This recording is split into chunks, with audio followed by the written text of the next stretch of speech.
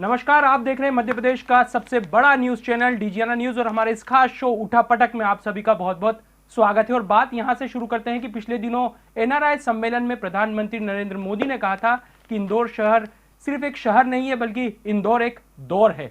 लेकिन अगर आज की हम बात करें तो इस शहर में उठा पटक का भी एक नया दौर दिखाई दे रहा है और खास तौर पर 3 ऐसे महत्वपूर्ण विषय हैं जिस पर सभी की निगाहें हैं। और ये 3 विषय ऐसे हैं जिसमें बेबसी दिखाई दे रही है, लाचारी दिखाई दे रही है और चिंता भी दिखाई दे रही है। लेकिन हम पहले बात कर लेते हैं इन विषय की संक्षिप्त टिप्पणी पर। तो पहला मामला है इंदौर नगर पालिका निगम का, जहां अधिकारियों और जनप्रतिनिधियों के बीच अब लड़ाई सीधे तौर पर सड़क पर आ गई है। और आलम यह रहा है कि महापौर पुष्यमित्र भार्गव को यहां तक कहना पड़ा है कि अब अफसरों की लाल फीताशाही नहीं चलेगी। अब यह संदेश किसके लिए था, यह चर्चा का विषय है। दूसरा मसला है प्रशासन से जुड़ा, जहां प्रशासन की बेबसी कोर्ट में दिखाई दी और हाई कोर्ट में अपर कलेक्टर अभय बेड़ेकर को भू माफियाओं को लेकर यह कहना पड़ा कि मुझे लगातार धमकियां मिल रही है और यहां तक कहा जा रहा है कि कोर्ट में आपके कपड़े उतरवा दिए जाएंगे। यह प्रशासन की बेबसी और भू माफियाओं का हौसला बता रही है। और तीसरा सबसे महत्वपूर्ण मुद्दा है मध्य प्रदेश कांग्रेस कमेटी से जुड़ा, जहां शहर कांग्रेस के अध्यक्ष पद पर अरविंद बागड़ी की नियुक्ति के बाद से जो बवाल मचा है वो दिल्ली तक पहुंच गया है। और जाहिर सी बात है, जब दिल्ली मामला पहुंचा है तो अब इस बात की संभावना है कि शहर कांग्रेस अध्यक्ष पद की जो एंट्री होगी वो पैराशूट हो सकती है। ये ऐसे विषय हैं जिस पर हम चर्चा के लिए हमारे खास अतिथि के पास चलते हैं। डीजीएनआर न्यूज के हेड है अरविंद तिवारी जी, राजनीतिक विश्लेषक भी हैं और प्रशासनिक मामलों के भी जानकार हैं। सर, आपका बहुत बहुत स्वागत है। नमस्कार सर, शुरुआत नगर पालिका निगम से करते हैं कि जब से परिषद का गठन हुआ है जी, दबे कुचे स्वर में ये बात तो सामने आ रही थी कि सब कुछ यहाँ ठीक नहीं है, अधिकारियों और जनप्रतिनिधियों के बीच विवाद बढ़ता जा रहा है। लेकिन अब तक ये सब चीजें शांत थी और अब जब विकास यात्रा बीजेपी शुरू करने वाली है तो विकास के मुद्दे पर अधिकारी और जनप्रतिनिधि आमने सामने हो गए हैं। क्या कहेंगे सर? देखिए, बहुत ही दुर्भाग्यपूर्ण है कि जिस शहर के 25 लाख से ज़्यादा मतदाताओं ने एक 40-42 साल के युवा को इस भरोसे के साथ इंदौर का महापौर बनाया और 1.5 लाख के लगभग वोट से उसे चुनाव जिताया कि आने वाले कल के लिए उन्हें बेहतर जनप्रतिनिधि माना गया था।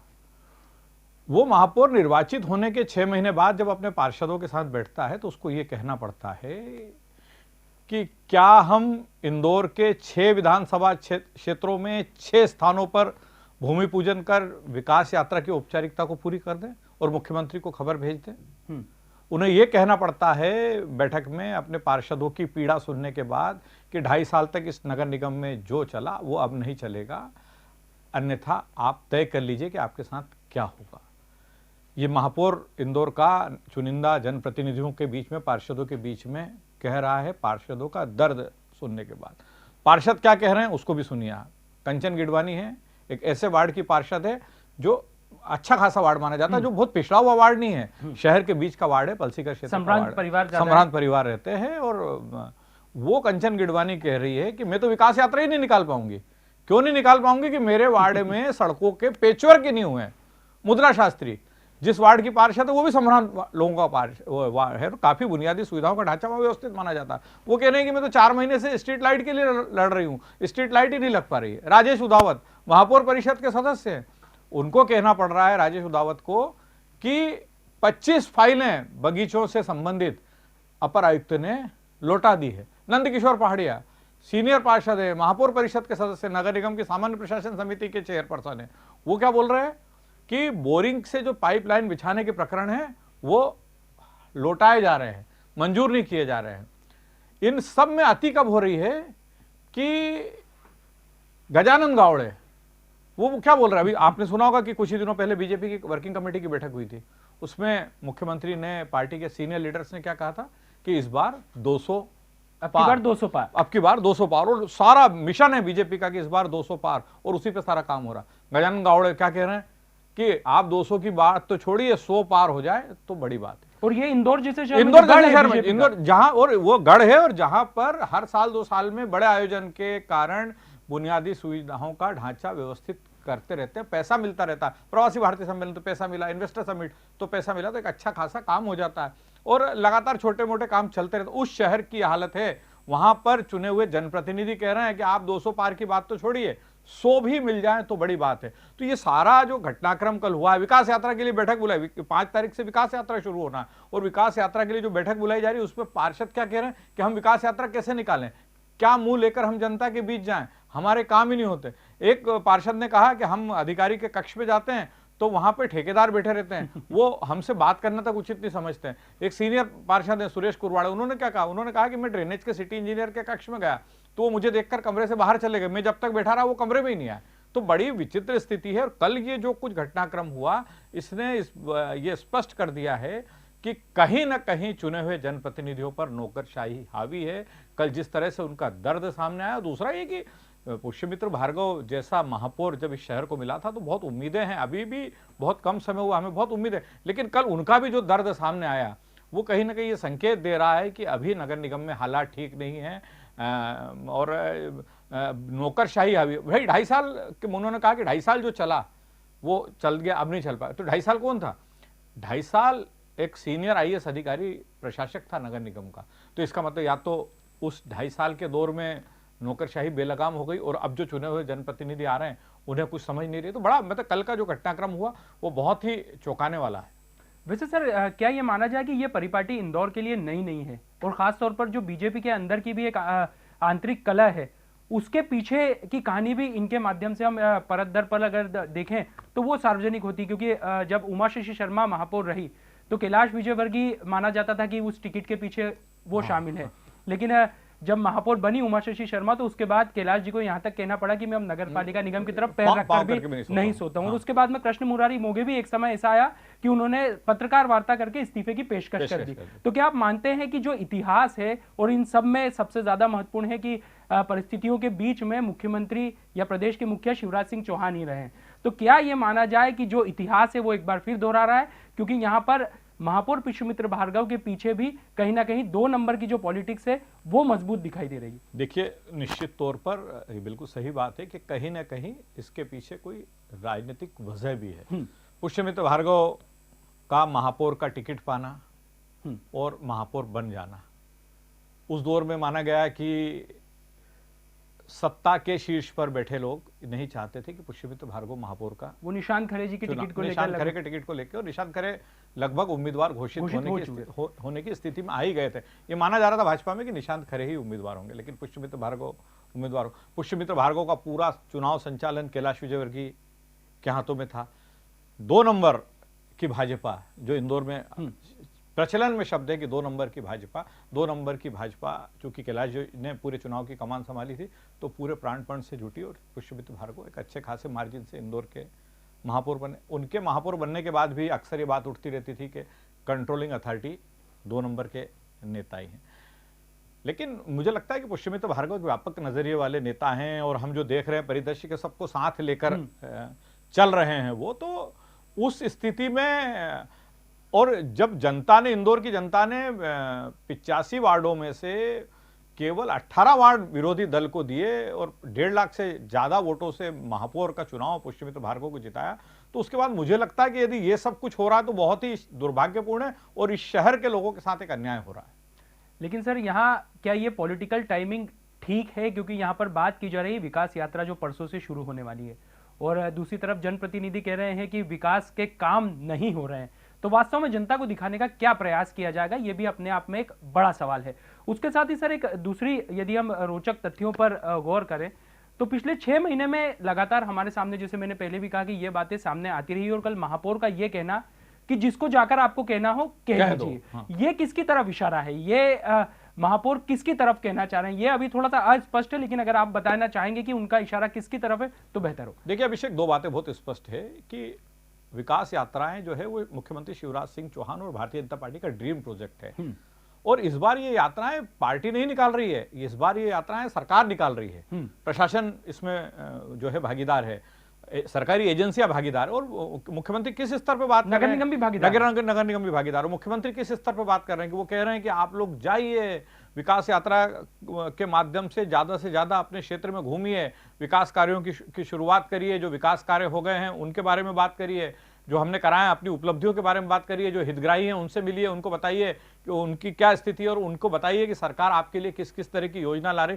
तो मुख्यमंत्री का ड्रीम प्रोजेक्ट है ये, और उस ड्रीम प्रोजेक्ट का इम्प्लीमेंटेशन का जब दौर आ रहा हो, तब इंदौर नगर निगम के चुनिंदा पार्षद ये कहें कि हम किस मुंह से जनता के बीच जाएं, हमारी तो अफसर सुनते ही नहीं, तो बहुत ही दुर्भाग्यपूर्ण है। वो विरोधाभास है। एक तरफ भारतीय जनता पार्टी दावा कर रही है कि विकास की गंगा बह गई है, विकास की गंगा बह रही है, और दूसरी तरफ उसके जो निर्वाचित जनप्रतिनिधि है, जिनका सीधा संपर्क मैदानी तौर पर रहता है, जिनका सीधा संपर्क गली और मोहल्लों से रहता है, वो निर्वाचित जनप्रतिनिधि क्या कह रहे हैं कि हम किस मुंह से जनता के बीच में जाएं, अफसर हमारे फोन ही नहीं उठाते हैं, और कैसी कैसी बातें बता रहे हैं। एक पार्षद ने, जैसे मैंने आपसे कहा ना, कि कह दिया कि मैं तो विकास यात्रा अपने वार्ड में निकाल नहीं पाऊंगी क्योंकि मैं पेचवर्क तो करवा नहीं पाई हूं। तो ये सब बहुत ही दुर्भाग्यपूर्ण है। दूसरी बात आपने जो कहा है कि महापौर पुष्यमित्र भार्गव का ये कहना है कि आपको जिससे जाकर कहना हो कह दें। मेरा जो 20-25 साल का राजनीतिक अनुभव और प्रशासनिक क्षेत्र की जो जानकारी मैं रखता हूं, महापौर का ये नगर निगम में नौकरशाही से त्रस्त महापौर का सीधा सीधा संदेश है। देखिए, ये बिल्कुल एक कटु सत्य है कि नगर निगम का जो वर्तमान स्ट्रक्चर है जो हम देख रहे हैं, उसमें कहीं ना कहीं महापौर और निगम आयुक्त के बीच में भी दूरी बनी हुई है। निगम आयुक्त बहुत कर्मठ हैं। इस शहर में उन्होंने जो काम किया वो किसी से छुपा नहीं। इंदौर को स्वच्छता के मामले में नंबर 1 बनाए रखने में भी उनकी बड़ी महत्वपूर्ण भूमिका रही है। नगर निगम में जो प्रशासनिक कसावट मनीष सिंह के दौर में आई थी, उसको बरकरार, मनीष सिंह और आशीष सिंह के दौर में आई थी, उसको बरकरार भी प्रतिभा पाल ने रखा। लेकिन कहीं ना कहीं वर्तमान महापौर के साथ उनका कहीं ना कहीं दूरी बनी हुई है, ऐसा जो हम परिदृश्य देख रहे हैं। हालांकि दोनों एक दूसरे के प्रति पूरा सम्मान रखते हैं सार्वजनिक तौर पर, लेकिन हम देख रहे हैं जैसे कल ही पार्षदों की जो बैठक थी, जो पार्षद की बैठक थी, जिसमें नगर निगम के अपर आयुक्त तक ही मौजूद थे, आयुक्त कल बैठक में मौजूद नहीं थे। ऐसे और भी कई मौके हमको देखने को मिल रहे हैं। तो महापौर ने मतलब ये कहीं ना कहीं संकेत उनको ये लग रहा है, क्योंकि पिछला 2.5 साल इंदौर में प्रशासक काल रहा, और उस दौर में ऐसा कहा जाता है कि नगर निगम में ब्यूरोक्रेसी पूरी तरह हावी रही है ना, चूंकि नगर तब के तत्कालीन कलेक्टर जो थे मनीष सिंह, वो नगर निगम के आयुक्त भी रह चुके थे, तो उनका भी कहीं ना कहीं माना जाता था कि नगर निगम के कामकाज से वास्ता रहता था। तो कल जो पुष्यमित्र भार्गव ने कहा है इंदौर के महापौर के नाते कि आपको जिससे कहना हो कह दें, उनका स्पष्ट संकेत है कि अब तो नगर निगम में हम यहाँ पे सत्तारूढ़, उन्होंने कहा भी कि हम तो 5 साल रहेंगे ही रहेंगे, आपको हमारी बात सुनना पड़ेगी, आपको जो यहाँ के पार्षद चाहेंगे, एमआरसी सदस्य चाहेंगे, या जो चुने हुए जनप्रतिनिधि चाहेंगे, वैसा ही करना पड़ेगा। तो उन्होंने कल ये नौकरशाही को एक स्पष्ट संदेश पुष्यमित्र भार्गव ने दे दिया है उस बैठक के माध्यम से कि अब इस नगर निगम में चुने हुए जनप्रतिनिधियों जैसा चाहेंगे वैसा ही होगा। अगर नगर निगम के अधिकारी ये सोच रहे हो कि हमें कोई बाहर से आदेशित करके और इस नगर निगम को चलवा लेगा, तो वो संभव अब नहीं हो पाएगा। अब सर, जनप्रतिनिधियों के साथ बात कुछ अधिकारी वर्ग की कर लेते हैं, क्योंकि नाम न बताने के शर्त पर जो अधिकारियों का इस संबंध में कहना है वो ये है कि ऐसा नहीं है कि शहर में काम नहीं हो रहे। एनआरआई सम्मेलन हो या जीआईएस, तमाम अतिथि यहाँ शहर में पहुंचे थे और सभी ने इंदौर की विकास गाथा को देखा, समझा, महसूस किया और जमकर तारीफ की। तो ऐसा तो नहीं है कि सड़कें नहीं बन रही है, ऐसा नहीं है कि स्वच्छता में इंदौर अभी भी पिछड़ रहा हो, अभी भी अव्वल नंबर पर है, तमाम काम हो रहे हैं। लेकिन अधिकारियों का कहना है कि जो जनप्रतिनिधि हैं उनके वो काम नहीं हो पा रहे हैं जो उनके व्यक्तिगत शुभ लाभ से जुड़े हुए हैं। इस बात में कितनी सच्चाई है? देखिए, इसमें कोई दो मत नहीं है कि इंदौर में काम तो हुए हैं, लेकिन अभिषेक ये बिल्कुल स्पष्ट है कि जब भी जैसे प्रवासी भारतीय सम्मेलन जैसा कोई आयोजन होता है, या ग्लोबल इन्वेस्टर समिट जैसा आयोजन होता है, या जैसे G20 का आयोजन हो रहा है, या खेलो इंडिया का आयोजन होता है, तो ये मतलब आयोजन स्थल और आयोजन स्थल के आसपास का क्षेत्र तो भरपूर जो है इसका फायदा उसका मिल जाता है। लेकिन ये जो दर्द सामने आ रहा ना, इंदौर शहर में काम हुए हैं और वो दिख भी रहे हैं, वो जनता भी उससे सहमत है। लेकिन ये जो कल जो पार्षदों का दर्द सामने आया, ये पार्षदों की बड़ी छोटी छोटी समस्याएं रहती है। दरअसल गली मोहल्लों में बोरिंग की लाइन, छोटे छोटे निर्माण कार्यों से जुड़े मुद्दे रहते हैं, स्ट्रीट लाइट से जुड़े मुद्दे रहते हैं, ड्रेनेज चौक हो रही है, ड्रेनेज की सफाई से जुड़े मुद्दे। तो पार्षदों के ये जो, मुझे लगता है कि बाकी काम तो हो रहे हैं नगर निगम में, लेकिन ये छोटे छोटे जो काम हैं वो नहीं हो रहे। दूसरा, मुझे लगता है कि कहीं ना कहीं नगर निगम आर्थिक संकट में भी है, आर्थिक संकट में भी है, क्योंकि खजाना खाली है। और फिर ये जितने अभी काम हुए हैं ये सरकार की प्राथमिकता पे थे, तो नगर जिन ठेकेदारों ने काम किए थे उन्हें भुगतान प्राथमिकता पे करना पड़ा, है ना। तो जो एक तो भुगतान नहीं होने के कारण ठेकेदार कामों से पीछे हट रहे हैं। उनका कहना आखिर हम कब तक कर्जा लेके और काम करते रहेंगे। तो एक तो बड़ा इशू वो है। दूसरा है कि ये छोटे छोटे काम जो है वो नहीं हो पा रहे। अब इसमें हो सकता है कि अधिकारी ये मान रहे हो कि पार्षद जो काम इनिशिएट करते हैं उसमें कहीं ना कहीं उनका शुभ लाभ का गणित हो।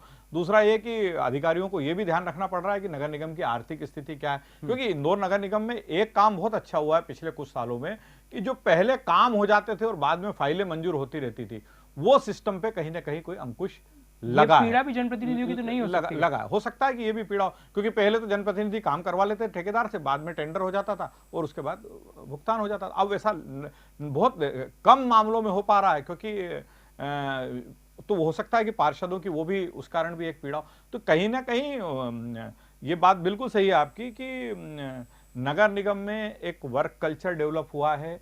कम से कम जो नगर निगम का जो कामकाज है, जो फाइल सिस्टम है, उसमें एक वर्क कल्चर तो डेवलप हुआ है पिछले 3-4 आयुक्तों के कार्यकाल में। उसके कारण कहीं ना कहीं चुने हुए जनप्रतिनिधियों को दिक्कत आ रही है, तो वो भी एक कारण हो सकता है। लेकिन जो मेरा मानना है कि जनप्रतिनिधियों की पीड़ा इस बात को लेकर है कि जो छोटे छोटे उनके काम नहीं हो पा रहे हैं उसके। देखिए, अब आप किसी क्षेत्र में यदि ड्रेनेज लाइन चौक है और वो 5 दिन साफ नहीं होगी तो उस क्षेत्र के रहवासी सीधा पार्षद का गला पकड़ते हैं। किसी क्षेत्र में यदि पानी का प्रेशर नहीं है तो उस क्षेत्र के रहवासी सीधा पार्षद को पकड़ते हैं। पेचवर्क आप सुबह देखिए ना, पार्षदों के घरों पर आप जाके देखिए, 10, 15, 20 लोग हमेशा पार्षद के घर पे बैठ जाते हैं। पेचवर्क, अगर किसी स्ट्रीट में 4 जगह गड्ढे हैं तो लोग रोज सुबह पार्षद के यहाँ पहुंच जाते हैं कि आप उसको पेचवर्क करवाओ। तो ये बहुत छोटे छोटे ऐसे काम रहते हैं जो जनता के बीच में पार्षद के लिए आक्रोश का कारण बनते हैं और उसी कारण पार्षद को परेशानी का सामना करना पड़ता है।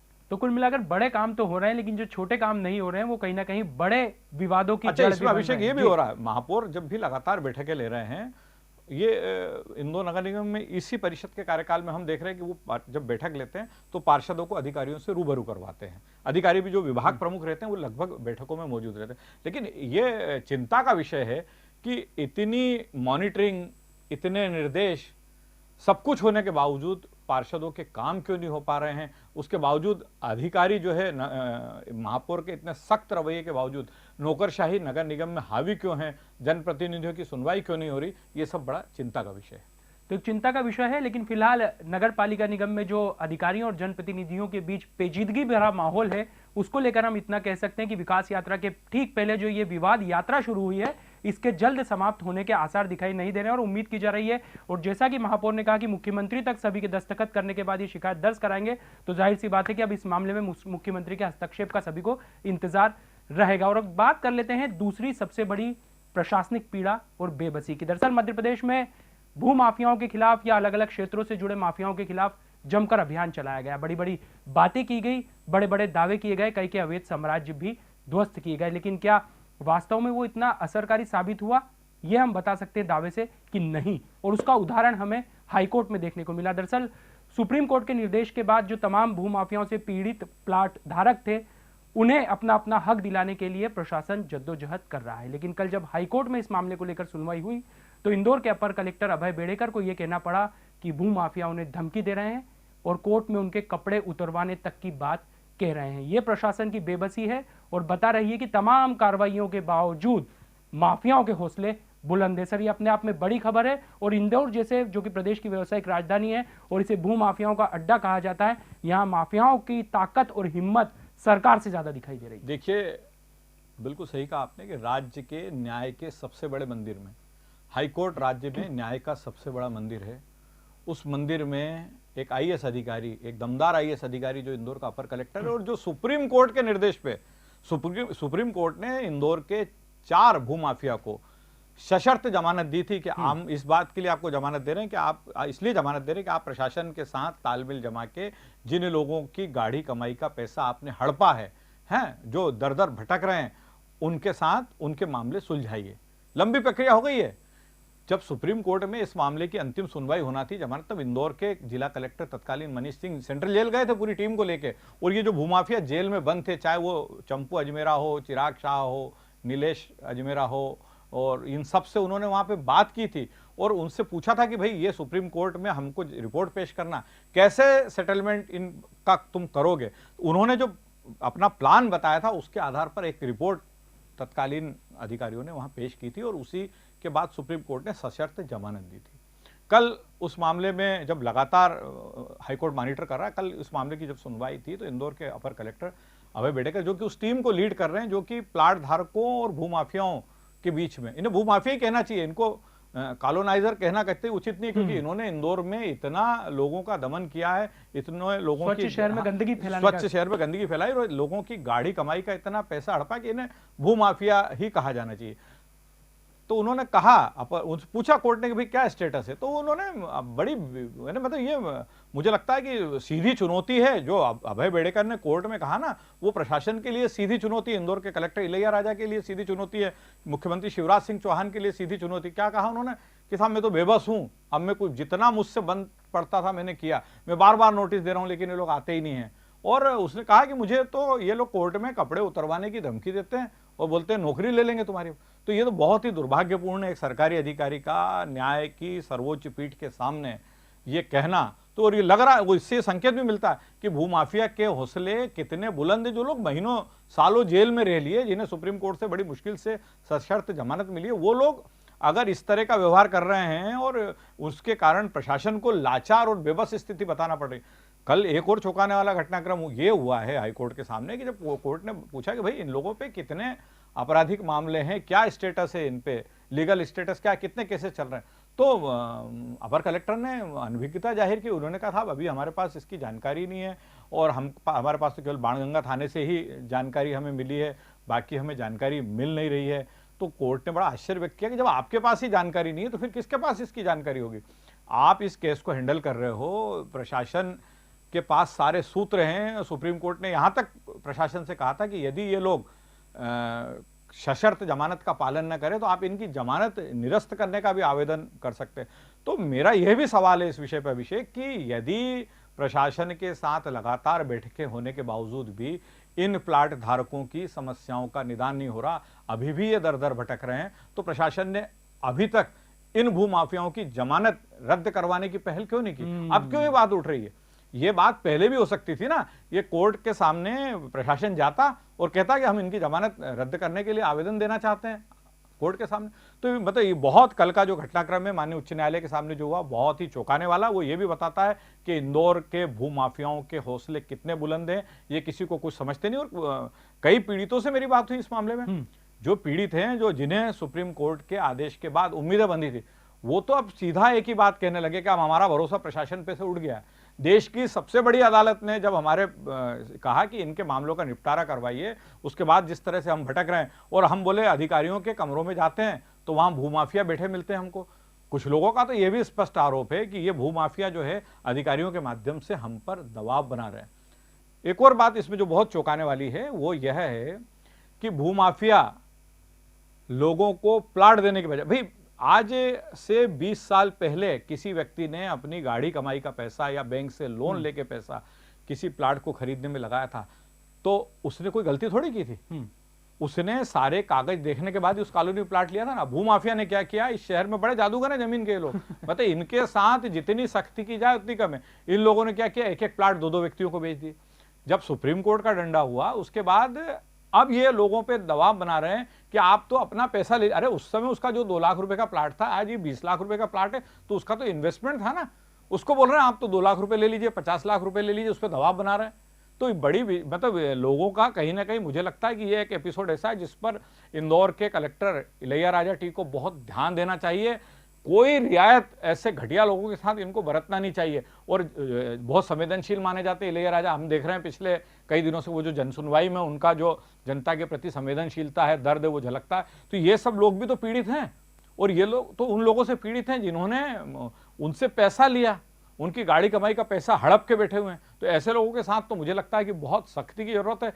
और प्रशासन को एक अच्छा संदेश देने का मौका मिला है। कल जो कुछ कोर्ट में हुआ है उसके बाद प्रशासन को एक अच्छा संकेत देने का मौका मिला है कि इन भूमाफियाओं के खिलाफ तो सख्त से सख्त कार्रवाई होना चाहिए। सर, सख्त कार्रवाई की हम बात करें, लेकिन इससे पहले हम कई बड़ी कार्रवाई देख चुके हैं। सरकार अपने स्तर पर एंटी माफिया अभियान चलाती है, और जब इंदौर में ये अभियान चला तो उसकी चपेट में सबसे ज्यादा भूमाफिया ही आए। तो ये सवाल सबसे बड़ा भी है सर कि आखिर जब ये अभियान चलाए गए तो इसका कोई डर आखिर भूमाफियाओं पर अब तक क्यों दिखाई नहीं दिया? और अगर उनके इतने हौसले बुलंद है, तमाम अवैध साम्राज्य को ध्वस्त करने के बावजूद, सीएम के ये कहने के बावजूद कि माफियाओं को 10 फीट जमीन के नीचे गाड़ दूंगा, कि वो एक अपर कलेक्टर को, एक बड़े अधिकारी को ये कहते हैं कि जो उन्हें कोर्ट में कहना पड़ा कि आपके कपड़े उतरवा देंगे, धमकियां मिल रही है, उसमें उनकी बेबसी दिख रही है। तो सर इस पर आप क्या कहेंगे? नहीं, निश्चित तौर पे मैंने जिस हिसाब से कहा ना कि बहुत ही गंभीर मुद्दा है। बिल्कुल सही कहा आपने। शिवराज सिंह चौहान कहते हैं कि मैं जमीन में गाड़ दूंगा, है ना। और यहाँ पर जो भूमाफिया से जुड़े लोग हैं वो अफसरों के कमरों में बैठकर प्लाट धारकों को धमका। ये जो नेक्सस है ना अभिषेक, ये जो भूमाफियाओं का अहम पदों पर बैठे लोगों के साथ, मैं ये नहीं, बिल्कुल इस बात से मैं सहमत नहीं हूं कि हर व्यक्ति का इनसे नेक्सस है, लेकिन कई लोग आज भी ऐसे हैं जो भूमाफिया की मदद करते हैं, जिनको सुप्रीम कोर्ट के आदेश से या पीड़ितों के हितों से कोई लेना देना नहीं। ये लोग मदद करने लगते हैं। मदद उनकी किस स्वरूप में होती है आप और हम सब जानते हैं, और यही कारण है कि सुप्रीम कोर्ट एक और कहता है कि प्रशासन सेटलमेंट करवाए, इनको इनके प्लाट दिलवाए, और अगर ये लोग आनाकानी करें तो इनकी जमानत रद्द करने के लिए हमारे पास आवेदन करें, हाईकोर्ट में आवेदन करें। हाईकोर्ट मामले की सुनवाई करता तो ये परिदृश्य ऊपर था कि अपर कलेक्टर को कहना पड़ता है कि मुझे कहा जाता है कि कोर्ट में कपड़े उतरवा देंगे और तुम्हारी नौकरी चली जाएगी। इस तो मैं बेबस हूं। मतलब जो अधिकारी, आप तो इस बात पे गौर करिए ना कि जो अधिकारी सुप्रीम कोर्ट के आदेश के बाद काम कर रहा है, एक टीम को लीड कर रहा है, भारतीय प्रशासनिक सेवा का अधिकारी है, और उसको कहना पड़ रहा है कि मैं बेबस हूं, लाचार हूं, तो मतलब ये तो बहुत ही एक क्वेश्चन मार्क लग गया है इस पूरे एपिसोड से। तो और ये बिल्कुल सही है कि इससे ये संकेत भी मिल रहा है कि इंदौर के भूमाफिया के हाथ बहुत लंबे हैं, इसलिए हर बार बहुत सख्त कार्रवाई होती है, सब कुछ होता है, लेकिन उसके बाद भी इस पर कोई असर नहीं पड़ता। 5, 10, 20 प्लाट दे देते हैं लोग, और बाकी फिर ये इनका साम्राज्य यथावत चल रहा है। यानी माफियाओं का जो एक संगठित गिरोह बना हुआ है वो ताकतवर होता जा रहा है तमाम प्रयासों के बावजूद। अभिषेक इसमें एक महत्वपूर्ण मुद्दा और है कि अब जो कुछ कल बात उठी है उसके बाद यह भी स्थिति स्पष्ट होना चाहिए कि आखिर वो कौन लोग हैं जो अपर कलेक्टर अभय बेड़ेकर को कह रहे हैं कि हम कोर्ट में तुम्हारे कपड़े उतरवा देंगे। वो लोग कौन हैं जो अभय बेड़ेकर को कह रहे हैं कि हम तुम्हारी नौकरी ले लेंगे, और अभय बेड़ेकर क्यों अपने आप को इतना बेबस और लाचार महसूस कर। एक तो इस विषय पे बात होना चाहिए। दूसरा, जो प्लाट धारकों की ओर से बार बार आरोप आता है कि भू माफियाओं को सरकार में, प्रशासन में बैठे लोग मदद करते हैं, तो अब मुझे लगता है कि यह भी इंदौर के नए कलेक्टर के लिए एक बड़ी चुनौती है कि आखिर ऐसे कौन अधिकारी हैं जो भूमाफिया की मदद कर रहे हैं, जिनके कारण पीड़ितों को न्याय नहीं मिल पा रहा। मुझे लगता है कि इन दोनों पक्षों पे, ऐसा नहीं कि खाली जो अभय बेड़ेकर ने कहा उसी पे हम गौर करें, जो प्लाट धारक हैं, जो दर दर भटक रहे हैं, जिनकी गाड़ी कमाई का पैसा लगा हुआ है, उनकी बात पर भी गौर करना चाहिए, और ये बात सामने आना चाहिए कि आखिर उन्हें किस पर भरोसा नहीं है। क्योंकि जब न्यायपालिका और प्रशासन से ही आदमी का भरोसा उड़ जाएगा तो फिर तो कुछ बचेगा ही नहीं ना। बिल्कुल सही कहा आपने। और जो अवैध रूप से अपनी शक्तियां बढ़ाए हुए हैं, कहीं ना कहीं वो वेद शक्तियों से जुड़े संस्थानों पर भारी पड़ रहे हैं। और अब ऐसे में ये मौका है एडमिनिस्ट्रेशन के पास भी कि जो हाईकोर्ट में अभय बेड़ेकर ने कहा है उसके खिलाफ एक मुहिम छेड़े और ये बताने की कोशिश करे जनता को कि कहीं ना कहीं प्रशासन की जो कार्रवाई है वो जनता के हित में होने वाली है और किसी को डरने की जरूरत नहीं है। और इसमें एक मुद्दा और है कि जब सारा परिदृश्य इस स्वरूप में सामने आ रहा है, प्रशासन खुद मान रहा है कि इन लोगों के आपराधिक रिकॉर्ड है लेकिन हम तक नहीं पहुंचे, तो और जब इतनी लंबी कवायद हो गई, मुझे लगता है साल भर हो गया अभिषेक शायद इस कवायद को, सुप्रीम कोर्ट का जो आदेश हुआ है जमानत, सशर्त जमानत का, उसके बाद साल भर हो गया है। यदि आप देश की सबसे बड़ी अदालत के फैसले के साल भर बाद भी इस मामले को नहीं सुलझा सके हैं, कुछ लोगों को काबिज कर दिया गया, 129 के लगभग ऐसे प्लाट धारक अभिषेक जिनको प्लाट की रजिस्ट्री तो कर दी गई, लेकिन जब वो कब्जा लेने पहुंचे तो वहां प्लाट ही नहीं था, वहां दूसरा व्यक्ति काबिज था। चलिए प्रशासन ने दबाव बनाया तो 60 से ज्यादा लोगों को कब्जा मिल गया, लेकिन उस कब्जे का क्या लीगल स्टेटस? कोई लीगल स्टेटस नहीं है। वहां पर वो ना मकान बना सकता है, न उस प्लाट को बेच सकता, अधर में है वो, उसका कोई रजिस्ट्री नहीं हुई तो उसका कोई लीगल स्टेटस ही नहीं है। कुछ लोगों को ऐसे 60-65 लोग ऐसे हैं जिनको उन्होंने प्लाट तो नहीं दिया और उनको जो है वो कहा कि हमने भुगतान कर दिया, वो भुगतान भी आधा अधूरा। पीड़ितों का ये भी कहना है कि हमको कॉलोनाइजर कह रहा है, हमको भूमाफिया कह रहा है कि हमने आपका चेक भिजवा दिया, बना दिया, लेकिन उनको आज तक चेक भी नहीं मिला। तो ये चेक कहाँ गए? ये भी एक बड़ा विषय है कि यदि जो भूमाफिया है जिसकी कॉलोनी में प्लाट लिया था वो कह रहा है कि मैंने तो चेक बना के दे दिया, और वो चेक यदि प्लाट धारक को नहीं मिला तो वो चेक कहाँ गए? अगर वो प्लाट भूमाफिया ने जो चेक दिए वो प्लाट धारक तक पहुंचा दिए तो उनकी सूची सार्वजनिक होना चाहिए। तो ये एक बड़ा विषय है। और इस सबसे बड़ी बात यह है कि यदि प्रशासन इतना असहाय महसूस कर रहा है, इतना लाचार है और ये भूमाफिया उसकी बात नहीं मान रहे, तो फिर प्रशासन ये क्यों नहीं करता कि इनकी जमानत रद्द करने के लिए हाईकोर्ट में एक आवेदन दे? क्योंकि सुप्रीम कोर्ट की तो स्पष्ट गाइडलाइन है और प्रशासन को इनकी जमानत रद्द करने के लिए एक आवेदन लगाना चाहिए। अब मुझे लगता है कि वो दौर आ गया है, चाहे वो मुख्यमंत्री हो, इंदौर के डिविजनल कमिश्नर हो, कलेक्टर हो, कि ये मैसेज तो पब्लिक में देना पड़ेगा। अभी तो क्या है, पब्लिक को मैसेज किया जा रहा है कि कोई हम किसी भी अदालत से कोई फैसला ले आए लेकिन हमें कोई राहत मिलने वाली नहीं है, और ये मुझे लगता है कि लोकतंत्र में बहुत ही दुर्भाग्यपूर्ण स्थिति है। बिल्कुल सही कहा आपने, लोकतंत्र में ये दुर्भाग्यपूर्ण पहलू है कि कोर्ट में खड़े होकर किसी अधिकारी को अपनी बेबसी का इजहार करना पड़ा। अब जरूरत है कि अपनी जो शक्तियां हैं एडमिनिस्ट्रेशन उनका वास्तविक प्रयोग करे और जनता के बीच में भूमाफियाओं के खिलाफ बड़ी कार्रवाई कर ये संदेश दें कि हम आपके साथ हैं, हम आपके हक की लड़ाई के साथ में। और अब एक तीसरा सबसे महत्वपूर्ण जो एक मुद्दा है जो इन दिनों सबसे ज्यादा चर्चा में, या इन दिनों कहें कि पिछले 10 दिनों से, वो है मध्य प्रदेश कांग्रेस कमेटी से जुड़ा। दरअसल मध्य प्रदेश कांग्रेस कमेटी ने तमाम जिलों के अध्यक्ष बदले हैं। इंदौर में भी विनय बाकलीवाल को हटाकर अरविंद बागड़ी को शहर कांग्रेस का अध्यक्ष बनाया गया। लेकिन आप विचित्र परिस्थिति देखिए कि जिस समय अरविंद बागड़ी ने जैसे ही गांधी भवन जाकर पदभार ग्रहण किया, दस्तखत किए, उसके 10 मिनट बाद उन्हें मैसेज आता है कि उन्हें होल्ड पर रख दिया गया है। और उसके बाद की स्थिति ऐसी है कि अब मामला दिल्ली दरबार तक पहुंच चुका है। विनय बाकलीवाल, जिनसे प्रदेश कांग्रेस अध्यक्ष कमलनाथ खासे नाराज हैं, तो वो सफाई देने जेपी अग्रवाल, जो कि प्रभारी है मध्य प्रदेश कांग्रेस कमेटी की, उनके पास जाते हैं। और दूसरी तरफ दूसरा खेमा आज दिल्ली पहुंचा है गोलू अग्निहोत्री के नेतृत्व में, जिनके साथ तमाम पार्षद भी मौजूद हैं। चिंटू चौक से जो कि नेता प्रतिपक्ष है वो मौजूद है, राजू भदौरिया मौजूद हैं, दीपू यादव मौजूद हैं। तो कुल मिलाकर कांग्रेस जो अपनी गलतियों से कभी सबक नहीं लेती है, या यूं कहें हम कि कांग्रेस की गुटबाजी अब एक परंपरा बन चुकी है, और गलतियों से अगर सबक लेता है तो वो एक आम इंसान कहलाता है, लेकिन गलतियों को वापस दोहराने वाला कांग्रेस कहलाती है। सर क्या कहेंगे? बिल्कुल सही है। इंदौर में जो शहर कांग्रेस का एपिसोड है ना, ये मतलब एक मनोरंजन का विषय बन गया है। कांग्रेस जितनी पुरानी संस्था, देश की सबसे पुरानी पार्टी, और उसमें जो कुछ इंदौर में हो रहा है वो चर्चा का विषय, मनोरंजन का विषय गली मोहल्लों तक में बन गया है। इंदौर के जो पटिये हैं ना, जिसमें कहा जाता है हम पटिये होटलों पे चर्चा का विषय बना हुआ है। देखिए, जिस स्थिति में इंदौर में कांग्रेस है, एक तरफ कमलनाथ मध्य प्रदेश में कांग्रेस को मजबूत नेतृत्व देने में लगे हुए हैं और दावे से कह रहे हैं कि 2023 में हम सत्ता में आएंगे, लेकिन जो स्थितियां इंदौर में बन रही हैं वो बहुत ही दुर्भाग्यपूर्ण है। एक आदेश आता है, विनय बाकलीवाल को शहर कांग्रेस अध्यक्ष पद से हटा दिया जाता है। विनय बाकलीवाल के समर्थक जाके गांधी भवन के बाहर पुतला जला देते हैं। अरविंद बागड़ी अपने समर्थकों के साथ जाते हैं तो कार्यभार ग्रहण कर लेते हैं। कार्यभार ग्रहण करने के 10 मिनट बाद उन्हें संदेश पहुंचता है कि आपकी नियुक्ति होल्ड पर कर दी गई।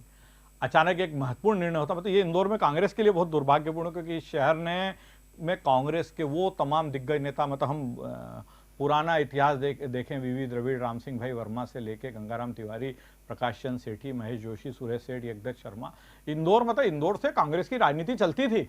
इंदौर से कांग्रेस की राजनीति चलती थी। सुरेश सेठ, ये सब बड़े वो दिग्गज नेता थे और इंदौर से कांग्रेस की राजनीति चलती थी। उस इंदौर में जो उठापटक और जो विवाद स्थानीय कांग्रेसी नेताओं के बीच में चल रहे हैं, उसके चलते शुजालपुर के महेंद्र जोशी, जो कि कांग्रेस के मध्य प्रदेश के जनरल सेक्रेटरी हैं, सेवा दल के राष्ट्रीय अध्यक्ष रह चुके, उनको प्रभारी बनाना पड़ा और उनको कहना पड़ा कि इस बार न विनय बाकलीवाल झंडा फहराएंगे, न अरविंद बागड़ी झंडा फहराएंगे, इस बार महेंद्र जोशी इंदौर में झंडा फहराएंगे। बताइए, इंदौर की कांग्रेस इन दिनों इंदौर से बाहर का एक व्यक्ति चला रहा है। इंदौर के प्रभारी थे तो प्रदेश कांग्रेस ने कहा कि क्या करें, आप जाइए। कल सुनने में आया कि विनय बाकलीवाल दिल्ली पहुंच गए और जयप्रकाश अग्रवाल से मिले और माफी मांगी, क्योंकि कहीं ना कहीं उनको संभावना लग रही है कि जो अरविंद बागड़ी और गोलू अग्निहोत्री के बीच में जो खींचतान चल रही है उसका फायदा मुझे मिल जाए। हालांकि कमलनाथ बिल्कुल नहीं चाहते, उन्होंने बहुत नाराजगी भी जाहिर की है। प्रदेश कांग्रेस की अनुशासन समिति ने नोटिस जारी कर दिया, विनय बाकलीवाल को 10 दिन का कारण बताओ नोटिस जारी किया, उनके 7 समर्थकों को नोटिस जारी किया। तो इससे स्पष्ट है कि कहीं ना कहीं कमलनाथ, जो कुछ हुआ, जिस तरीके से पुतला जलाया गया, जिस तरह से विनय बाकलीवाल अपने समर्थकों को लेकर भोपाल पहुंचे, उससे बहुत नाराज है। आज कल विनय बाकलीवाल गए थे, जयप्रकाश अग्रवाल से मिले, दिल्ली में और भी नेताओं से मिले, उन्हें लग रहा है कि कहीं ना कहीं मुझे इस लड़ाई में फायदा मिल जाएगा। आज गोलू अग्निहोत्री इंदौर के पार्षदों के साथ चले गए, इस समय वो दिल्ली में होंगे और वहाँ पे मध्य प्रदेश के प्रभारी जयप्रकाश अग्रवाल से मिलकर अपनी ताकत दिखा रहे होंगे।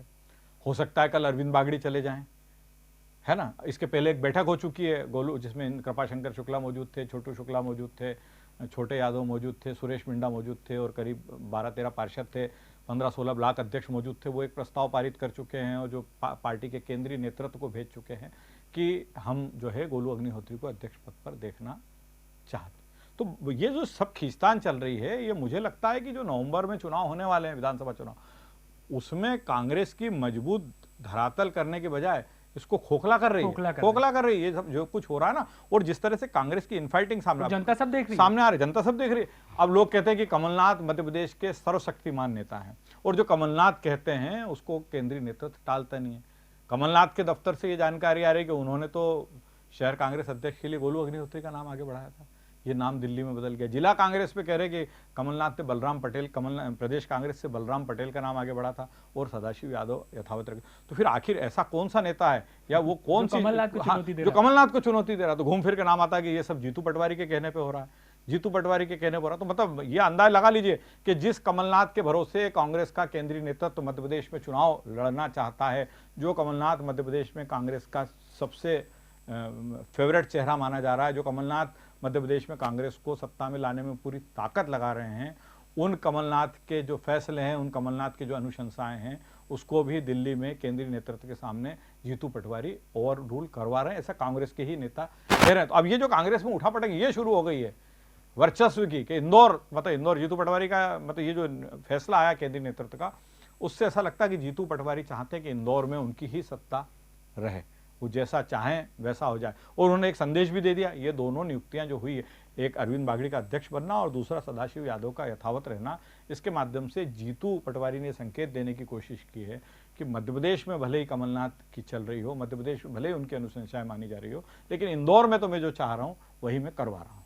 लेकिन सर, कांग्रेस आखिर क्यों कुछ सीख नहीं पा रही है? कांग्रेस 2018 में बीजेपी जैसे मजबूत संगठन से जुड़ी पार्टी को हटाकर सत्ता पर काबिज होने में कामयाबी हासिल कर चुकी, लेकिन 15 महीने में कहीं ना कहीं ये गुटबाजी एक बार फिर हावी हुई और उसका खामियाजा सत्ता से दूर रहकर पार्टी को भुगतना पड़ा।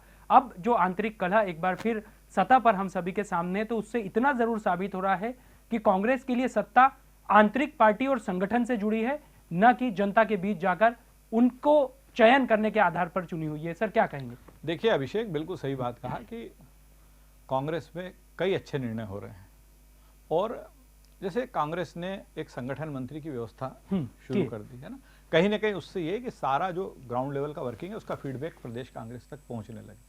लेकिन हो क्या रहा है कि ये स्थानीय स्तर के जो जितने नेता हैं, ये प्रदेश नेतृत्व को गंभीरता से ले ही नहीं रहे हैं। प्रदेश कांग्रेस में बैठक होती है, कार्यक्रम तय होते हैं, मैदान में वो कार्यक्रम खाली औपचारिकता के लिए हो रहे हैं। आपका इशारा हाथ से हाथ मिलाओ अभियान, और इसके बिल्कुल मैं दो उदाहरण मैं आपको देता हूं कि कांग्रेस ग्राउंड लेवल पे क्या स्थिति है, मतलब ग्राउंड लेवल पे जनता का कांग्रेस को लेकर क्या सोचे मैं बताता हूं। कल इंदौर में भाजपा के पार्षदों की जो बैठक हुई, उसमें उन्होंने क्या कहा कि हमारे वार्ड में काम ही नहीं हो रहा है। वार्ड में काम नहीं हो रहा मतलब जनता परेशान है, जनता परेशान है मतलब कहीं ना कहीं एंटी एस्टैब्लिशमेंट फैक्टर है। अभी नगरीय निकायों के चुनाव हुए थे, 20-21 नगर पालिकाओं के नगर परिषदों के चुनाव हुए थे, कांग्रेस के किसी नेता ने कहीं दस्तक नहीं दी। 1-2 बड़े नेता गए होंगे किसी नगर पालिका नगर परिषद में, मुख्यमंत्री लग गए बीजेपी की तरफ से, विष्णुदत्त शर्मा लग गए, कई मंत्री लग गए, और एक एक नगर पालिका में 2-2, 3-3 मंत्रियों को कमान सौंपी। उसके बावजूद कांग्रेस 8 नगर पालिका नगर परिषद में चुनाव जीत गई। यानी जनता साथ आने के लिए तैयार है। हाँ, जनता साथ आने के लिए तैयार है, लेकिन कांग्रेस के नेता अपनी आपसी लड़ाई में लगे हुए हैं, उनको किसी से लेना देना नहीं। वो आज भी पट्टावाद में भरोसा कर रहे हैं। उनको ये लगता है कि हमारा अध्यक्ष रहेगा, हमारा नगर पालिका अध्यक्ष रहेगा, हमारा मेयर रहेगा, तो हमारे लिए राजनीतिक राह बहुत आसान रहेगी। लेकिन इस सब का बहुत ही एडवर्स रिफ्लेक्शन जा रहा, और जो कुछ इंदौर में हुआ, जो पिछले 10 दिनों से हम देख रहे हैं, कहीं ना कहीं वो कांग्रेस की राजनीति जिस इंदौर से तय होती थी, उस इंदौर में कांग्रेस के लिए बहुत ही दुर्भाग्यपूर्ण। सर, एक आखिरी सवाल, जो 3 महत्वपूर्ण विषयों पर हमने बात की है, ये बेबसी भरी जो उठापटक देख रहे हैं हम लोग, इसका ये अंत है या फिर इसे एक शुरुआत मानी जाए? नहीं, मुझे नहीं लगता अभी कोई बहुत जल्दी अंत होगा, क्योंकि जो नगर निगम का हम घटनाक्रम देख रहे हैं, जो प्रशासन का हम घटनाक्रम देख रहे हैं, या जो कांग्रेस का घटनाक्रम देख रहे हैं, ये कोई हमें बहुत जल्दी निकट भविष्य में पटाक्षेप होता नहीं दिख रहा है इनका।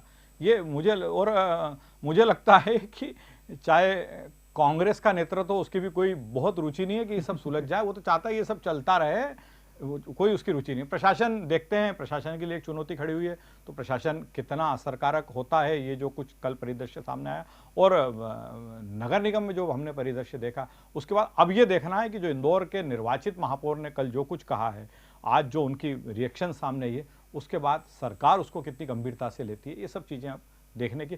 पर मुझे नहीं लगता कि बहुत जल्दी इसमें कहीं कोई कॉन्क्रीट सॉल्यूशन सामने आने वाले हैं। तो कुल मिलाकर अलग अलग विभाग हैं, अलग अलग राजनीतिक दल हैं, लेकिन लाचारी और बेबसी भरी जो उठापटक है उस पर हमने हमारे दृष्टिकोण से हमारे खास अतिथि और चैनल के हेड अरविंद तिवारी जी की मदद से उस पर प्रकाश डालने का प्रयास किया है। सर, आपका बहुत बहुत धन्यवाद इस खास जानकारी के लिए। तो कुल मिलाकर बात नगर निगम की जाए तो वहां पर बेबसी और लाचारी जनप्रतिनिधियों की है, जो अधिकारियों के कारण उठापटक के रूप में हमारे सामने है। दूसरी तरफ प्रशासन जो भूमाफियाओं के आगे बेबस है, लाचार है, तो वहां पर एक नया सिरदर्द है, वो एक अपनी उठापटक है। तीसरा कांग्रेस, जहां पर उठापटक की परंपरा है, वहां प्रदेश कांग्रेस अपनी गुटबाजी के आगे बेबस है, लाचार है। लेकिन कुल मिलाकर इतना जरूर कह सकते हैं कि ये तो अभी ट्रेलर है और पिक्चर अभी बाकी है। लेकिन आप चिंता मत करिए, क्योंकि इस ट्रेलर से लेकर तो फिल्म के क्लाइमेक्स तक हम आपको सभी अपडेट्स लगातार देते रहेंगे। लेकिन फिलहाल हमारी इस खास पेशकश में इतना ही। डीजीएनआर न्यूज पर विश्वसनीय खबरों का सिलसिला जारी है, आप हमारे साथ बने रहिए। नमस्कार।